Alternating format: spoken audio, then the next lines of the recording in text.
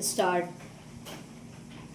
Now, I would like to say that with this measure, you are now appointing to my mind, it will not be possible to have this system or any other system functioning effectively.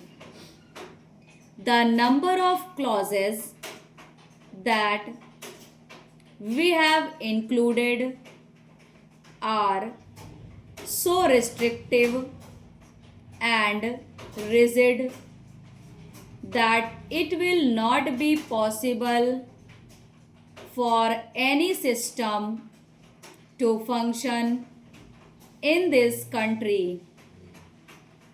If at all it is able to function, it will be able to function with a lot of difficulties. It will be said afterwards that the industrial sector, particularly the private sector, has not been able to deliver the goods.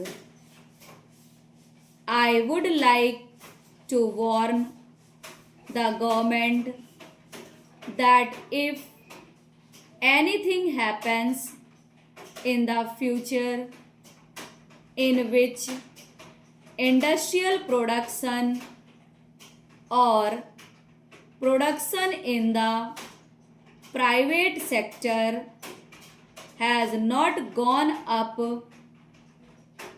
it would be not because of any lack of efforts on the part of the private sector, but because of the measure that we are now adopting. I have mentioned several times how this particular bill is very restrictive and how it will hamper the normal growth of companies in this country. It is a pity that when we are on the threshold of the second 5-year plan, such a measure should be passed in this house. I would now like to make a few observations about the speeches of some of the honorable members here.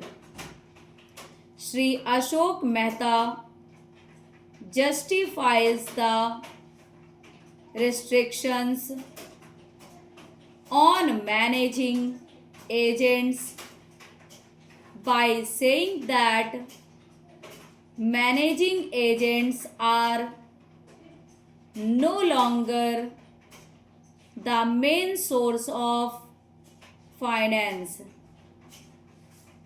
He also argues that profits have been high and will continue to remain high, and therefore he would like to see the managing agents being paid on a sliding scale.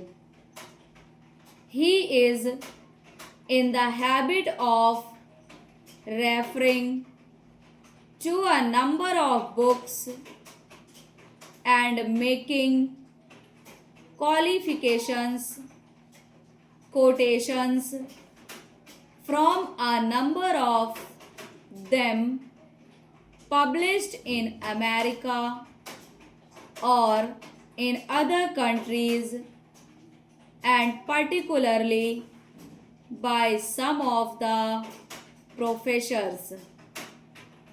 I would also like to mention to him that even when companies are floated, it requires a certain amount of confidence amongst the investing public, and it is because a particular firm is managing a particular company that this confidence is created in the investing public. Stop.